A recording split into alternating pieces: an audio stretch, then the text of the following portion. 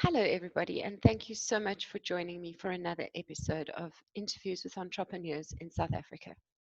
Today, I'm very excited to be introducing you to my friend, Hanneke van Linge, who has started an amazing nonprofit organization that feeds thousands of hungry people in our country. So, Hanneke, if you can tell us a little bit more about how you started NOSH and what the organization does. Hi Mel, and nice to see you. And even though it's not in the flesh, there we go. And nice to interact with your listeners. Great. I started NOSH by accident. I fell into it quite sideways. A friend of mine asked me whether I knew anybody that could help with a soup kitchen in Joburg. And I said, look, I don't have time myself, but I can maybe find someone. So I went with her, and that's 5 years ago. And since then, it's been every Friday soup kitchen. And that's how NOSH was born. So, you know me, I can't say no to anything.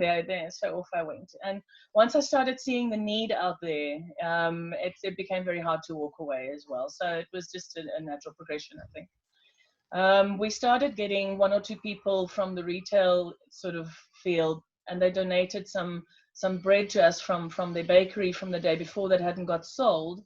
And that sent me down that rabbit hole of what is going on with food waste in South Africa and then globally. So started, learning more about that and started discovering just how diabolical food waste really is. So just to give you a statistic, 30% of the world's food does not get eaten. Wow. 30% of the world's produce does not go to bellies. And in the meantime, there's millions of people going hungry. So in South Africa, that statistic, out of the 31 million tons of food that we produce, 10 million tons goes to waste, does Wow. not get consumed. And in the meantime, we're sitting with more than 13 million hungry people. So that to me is just something that you can't walk away from. So that's really how NOSH started growing. So I only registered it about 2.5 years ago, even though I've been at it for about 5. I finally decided I needed to legitimize that. So now we're starting to expand beyond Gauteng, and things are getting very exciting. So, how exactly does NOSH work? What does NOSH do? Okay, so at the moment we have about 15 teams all over Joburg that source the produce mostly from retail. They go every day. They go and check what has been donated or what has been thrown out. They take it back to their organization. They clean it. They sort it. They debrand it. They make sure that it gets sort of, what's not fit for human consumption gets thrown away or goes to a piggery or goes to the compost heap for the worms, and the rest they distribute within their organization. So most of my teams in Joburg, in Gauteng, are made up out of beneficiary organizations who take it back to their people. Okay. So that's one way of accessing the retail waste. So NOSH is actually you actually are kind of the connector between the retailers who have an excess and the other organizations and non-profits that have a need for food. Pretty much. I think the term is a meta charity, but it sounds quite grandiose for what is in essence a one-man band, a glorified one-man band, but a meta charity. So a charity which helps other charities. So for me, for NOSH, it's not just about helping people to eat. It's also about the sort of climate change implications of the amount of food that is wasted. It's about the environmental implications. It's about putting all of the factors and all of the players in this field together, so that food waste ultimately is limited. So there's a lot of advocacy and a lot of education that we get involved in, and teaching and sharing, hospitality industry. It's not just about taking a piece of produce and giving it to a person. It's about creating a wider network and everything that implies. It does, when you were giving us those statistics earlier, it does seem absolutely crazy that we are throwing food into the landfill when there are so many hungry and needy people out there. It's, for me, it's diabolical. I don't like to call it criminal because that's throwing weird terms around that doesn't have implications, but really, and so much of it is because of exaggerated safety laws, perhaps. People would rather err on the side of caution than to actually put a little bit of effort into really interacting and making, making that produce available. Obviously, there will always be stuff that goes to waste, but we're going to try and do our best to eliminate that as much as we can. Do you think that stores that sell food could do more to just distribute what they don't use to the people in their communities? I think that's where NOSH comes in, specifically because of these safety factors and because of the risk and the fear of litigation, for example. To have a company or a nonprofit like NOSH who says, don't worry, we will take care of the risk for you, is very valuable for the stores. Retailers work hard and they have to work fast, and they don't always have the time. So unless you have a manager that is really, or an owner that is really vested in this, it's a burden on the retailer to do this properly. So for a retailer, it's very valuable to have somebody like NOSH to actually take care of that for them, because in South Africa, the liability for what happens with that food lies with the retailer. So what we're saying as NOSH is, we will take that liability off your hands, and we will make sure it gets distributed properly. We'll make sure it doesn't get sold on the side of the road. We'll make sure that it doesn't go too far over its sell-by date, or is rotten, or is unsafe. We will make sure that we take that liability off your hands. So yes, the retailers can do, and a lot of individual stores, I think, do work with nonprofits and local churches to do this, but I think there's definitely a lot more that can be done. Now, I hear you saying that there's a process of sorting the food. How does that happen within NOSH? Because you mentioned that you're a one-man band. Do you have volunteers who are doing this? So I've got about 15 teams around Gauteng that are mostly made up out of volunteers from the beneficiary organizations. Okay. So per store, per sort of node, I try to put 2 or 3 beneficiary organizations together to service the stores in that physical area, to try and create local economies and local interactions and local communities. So those beneficiary organizations will take the produce back to their premises. They will then sort it. They will debrand it. They will take any of the store branding off. They will, discard what is no longer fit for human consumption through whatever channel, we've set up. And we train them to do that. We've got some food safety and hygiene protocols and handling protocols in place so that they can do that safely. So we interact with our beneficiary organizations around that aspect of it. Now, if we had to do it all here, we did that when we started, but it's now gotten too big to actually do that purely from one set of premises. And every new handling step and transport step also diminishes the value of the food that is left and damages it some more. So it's better for it to go directly to source with as few steps in between as possible. That makes perfect sense. That makes perfect sense. Now, these beneficiary organizations that you're talking about, are they orphanages? Are they feeding schemes? How are they made up? It's a wide list. It's every kind of sort of disadvantaged person that you can think of, every category. It goes from ECDs to orphanages to women's shelters to disabled, you name it. Everybody needs to eat, and all of those beneficiaries, the organizations are always strapped for cash. So any feeding that they can do with donated food is going to free up cash for them to work on their core activities, which I think is very important for me, And I found very interestingly now with the whole COVID story, a lot of my beneficiaries for whom feeding is not core have almost had to put their normal activities on hold because the entire communities have come to them and say, please feed us. So we have one guy who normally teaches about 20 to 25 kids computer literacy. He's now feeding 400 to 450 people a day in his community. Wow. Because they come to him and they see that he feeds the kids and they say, we're also hungry. We're in isolation. We've lost our jobs. Please feed us. So the last couple of months that shift has happened, and it's been quite an eye opener to see how fragile the people are out there and who they turn to for help. That's an amazing story. So how many people do you estimate you've fed so far? Okay, so I don't have as accurate a figure for NOSH. When we got to lockdown, I think the figures was about between 50 and 60,000, but that Wow. was just through my soup kitchen. So that was just sort of 5 years of one single little soup kitchen, pretty much. And sorry, there it goes again.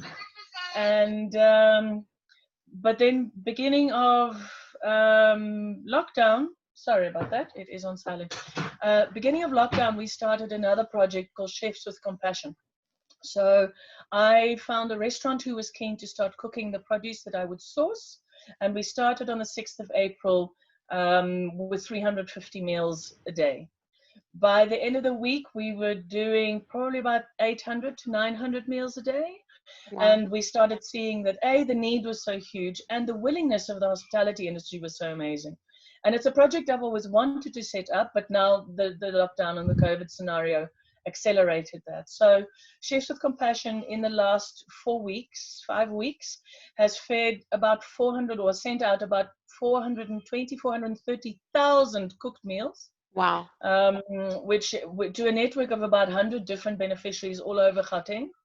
And Wow. we're starting to spread a little bit into Durban and Cape Town and PE and Kimberley, Bloem, Pretoria. And then we did a most beautiful superthon this last weekend for Mandela Day.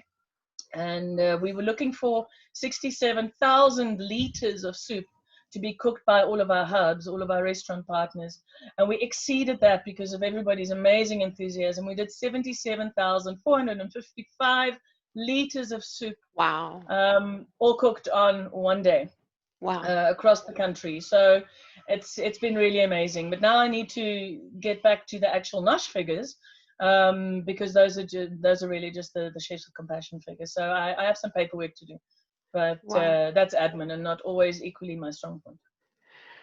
That is such an impressive story, Hanneke. How does it feel to know that you have facilitated this thing? I don't know. I try to, I don't know. It's very warm and fuzzy and it's really amazing. And, you know, with Chefs with Compassion, we've set up an amazing team. I just don't want to fall into the trap of just doing this kind of work purely for the personal satisfaction. You know, and I try to have the conversation with my volunteers as well. Don't do it because you feel good about it. That for me, that sort of rescuer trap, that do gooder trap, is tricky.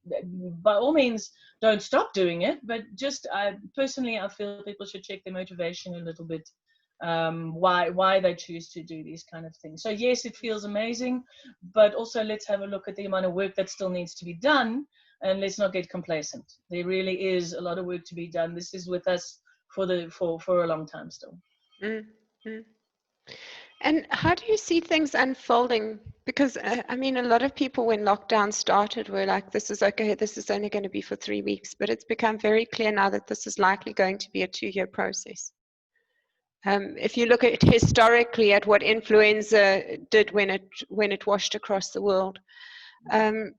So how do you see this unfolding moving into future months? Future months, future years. To me, I did lock down a bit, sort of back to front, but ass about face. When everybody ended up having to go home and isolate, I went out and started expanding more. You know, the whole phrase, try not to waste a good crisis. This, if not now, then when? You know, when is a feeding scheme like this going to have the opportunity to thrive and have the responsibility to grow? If not now, then when? So we've also got some amazing public support. People are really willing to help in this time because they are also having their eyes open to the amount of need that is out there. So, you know, it's like a concatenation of circumstances where this is really a time for NOSH to grow and thrive. It's very front of mind. People want to help. People want to get involved. So I see it only growing. So we've been based in Joburg and Gauteng, but now through the Chefs with Compassion network, we're starting to now expand into other cities as well. So we're going to start needing help, like I said, in all the cities I mentioned earlier. And wherever there is a market, wherever there is waste, wherever there is retail, you know, the waste happens at all steps of the cold chain. It happens at all at all levels of where food is produced and transported and stored and sold and then discarded. So to start setting up education programs and awareness programs around the country to be able to access this. So somebody asked me the other day, what is my mission and what is my vision? I said 0 food waste in South Africa and 0 hunger. You know, I would like to, in a way, work myself out of a business. If there is no waste, there is potentially no need for a NOSH, and then my job is done. And they say, what are you going to do then? I said, maybe I'll become a motivational speaker or something.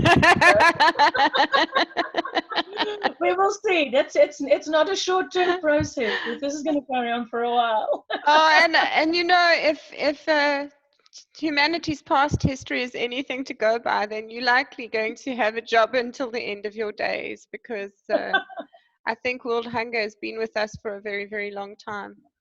Yeah, sadly. So let's see what we can do about it. So do you feel that hunger in the world is actually caused by supply chain challenges more than really an actual lack of food? Well, if you see that 30% of the food is wasted, if that could just get to the right place, absolutely. There, you know, I don't know about the exact statistics, but there is more than enough produce in the world to actually feed everybody. And if I recall correctly, twice over.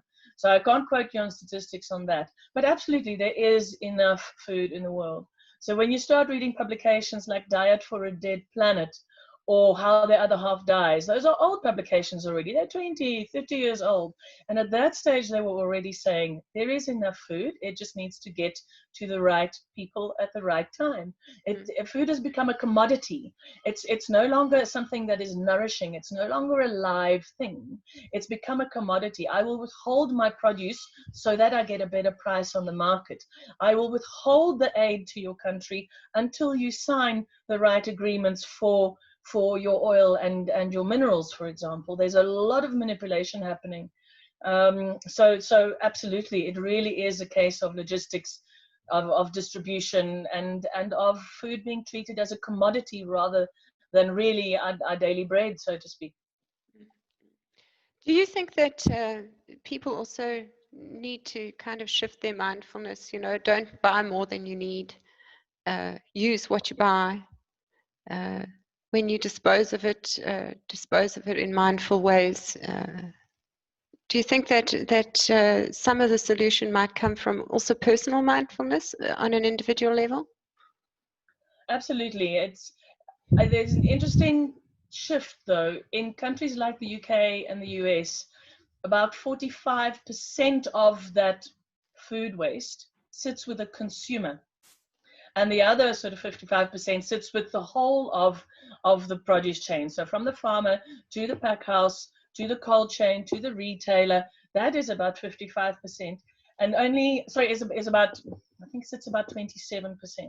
Whereas in countries like South Africa, it's the other way around, where about 45% sits with the cold chain side and the food handling side, and only about 5% of our food waste sits at household level. Okay. So, yeah, and I think that's because as a country, and it's not just South Africa, it's sort of the developing versus developed kind of countries. I think in countries where there is a lot of hunger, a lot of need, you know, in the developing type countries, there is less waste at household level. Perhaps we hand our leftovers in a doggy bag to the guy by the side of the road, or potentially there's domestic staff that might be able to make use of it, or it goes to the dogs. In our kind of communities, there is less waste at household level. So, and in the affluent countries, because of portion sizing, because of much more sort of stringent sell-by date laws, for example, perception around that, so much more choice, you know, so much more affluence. It's okay, I can throw it away because I can afford to buy more. There's more waste, sort of, you know, proportionally at consumer level in those kinds of countries. So for me, I always feel that I don't want to educate at consumer level so much, because I'm talking to the 5%, yes, where I absolutely should, but my effort should be more at the sort of 45-55% level of, you know, that section of the food chain.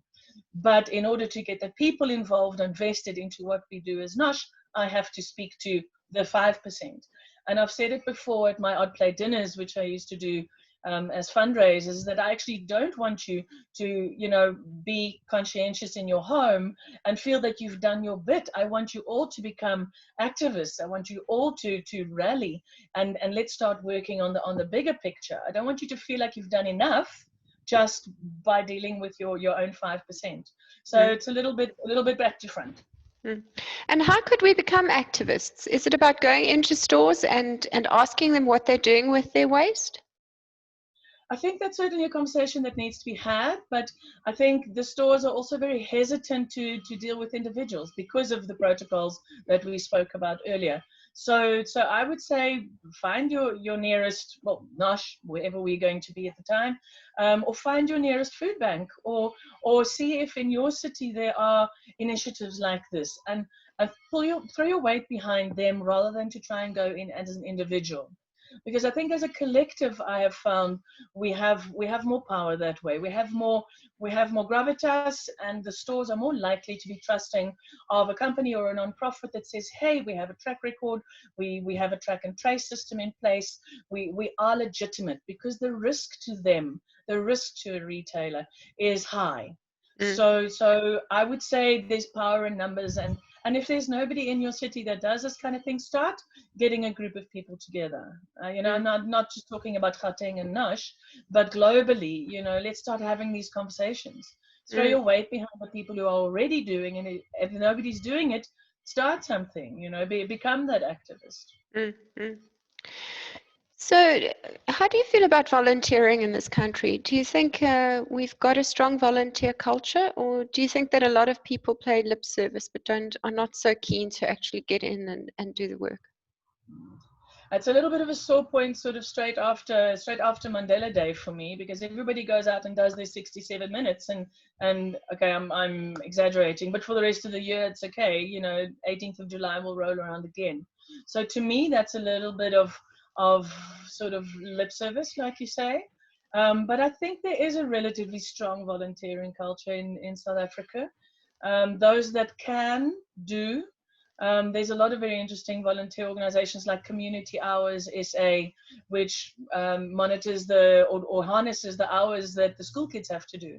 School children, for example, have to do a couple of hours every month of volunteering. So that's kind of a fun little site. I think a lot of volunteering happens through the church network. There's a lot of community involvement there. And obviously in South Africa, we have a very strong and thriving active church sort of presence. So I think a lot of volunteering is pretty much done through those church networks. But I've had really great responses through also the beneficiary organizations. A lot of people see the need. You know what?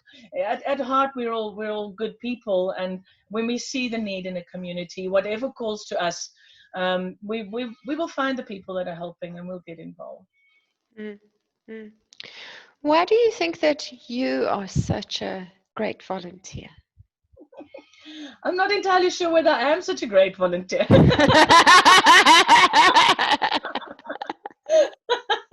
You know me, I'm not necessarily always a team player. I can be quite maybe bossy is the right word. So yes, I'm a logistician.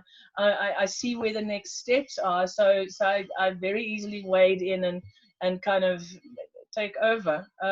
So I'm not entirely sure whether I'm a good volunteer. But I certainly, my heart is in it, and I try.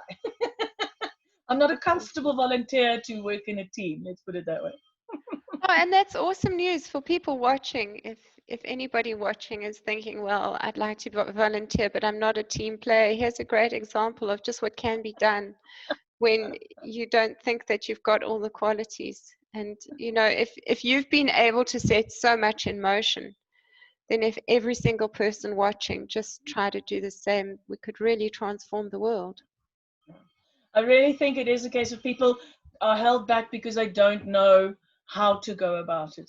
And if they feel they're not aligned with somebody in their community who does work, they don't feel that they can start up, that barrier to entrepreneurship, that feeling that I can't do this. I don't have the skills to start a business, or I don't have the credibility to start a nonprofit. Those are, to me, almost psychological barriers that we really need to overcome to start making a difference in the community. And for NOSH, my motto is that classic: start where you are, use what you have, do what you can. Mm, That mm, starfish principle of I made a difference to that one. And mm, soon enough, in my experience, you'll find people that are starting to aggregate around you, that see what you're doing.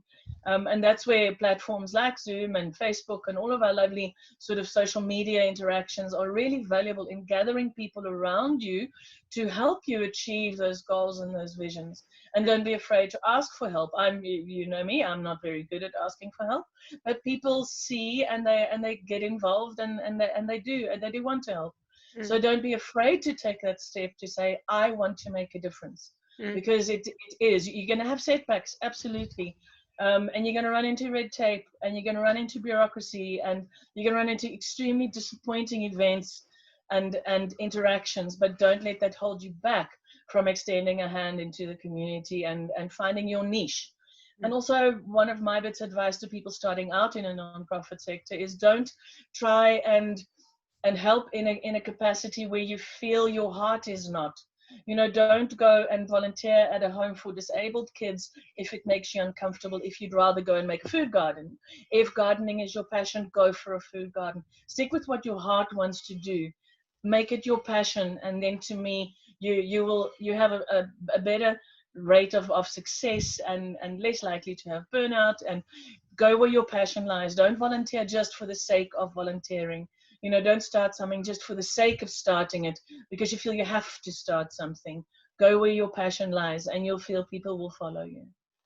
Oh, that's such an awesome message. Thank you. Now, you've mentioned setbacks. What have been some of your biggest setbacks with NOSH? I think just really what's holding me back is a lack of time and a lack of hands. Being pretty much a one-man band with a big network, but in the meantime, as I have no income, also having to pay the bills, my attention is very divided. So I haven't been able to devote as much time to NOSH as I would have liked in the beginning.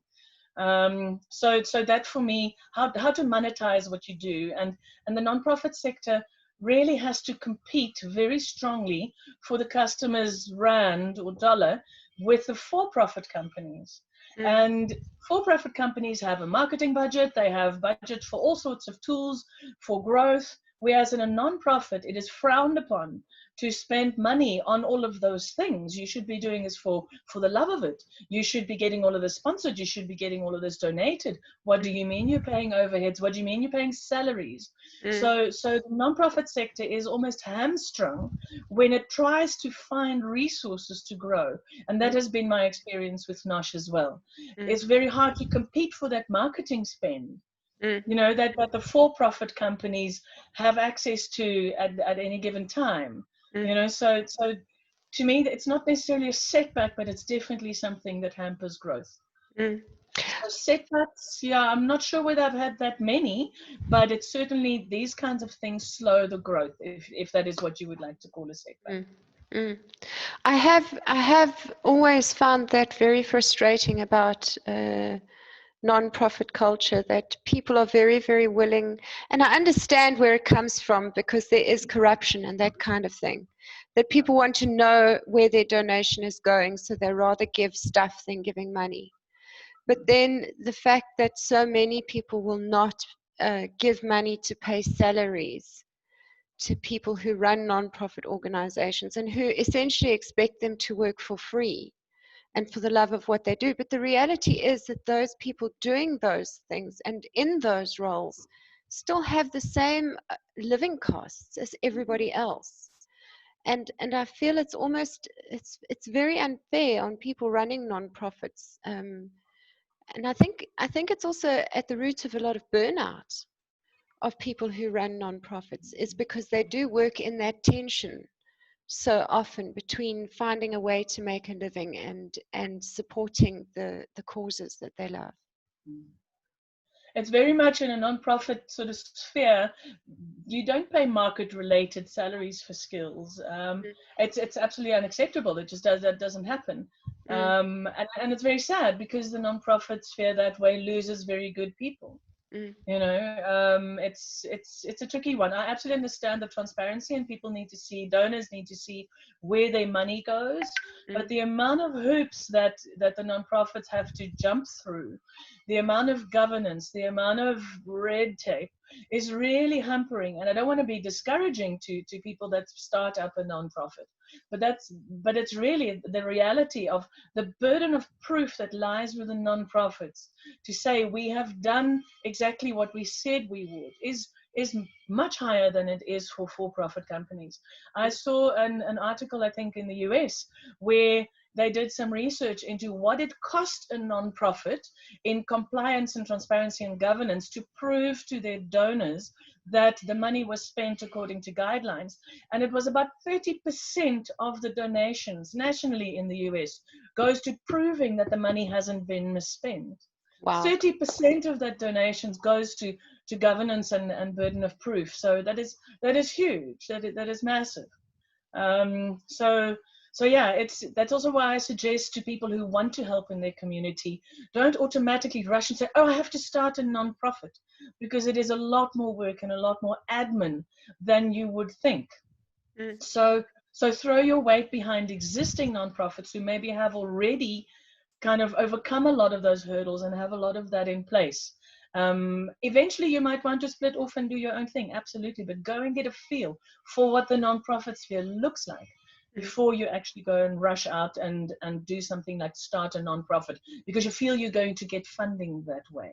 mm, You know, in South Africa specifically, our nonprofit industry has become a little bit skewed towards people who have a clear end goal, a clear potential personal gain at the end of the tunnel, because the paperwork and the hoops to jump through, and like I said, the governance, the burden of proof, is often so onerous that so many small nonprofits and individuals give up and say, fine, we'll carry on operating at this level rather than trying to scale up and help more people.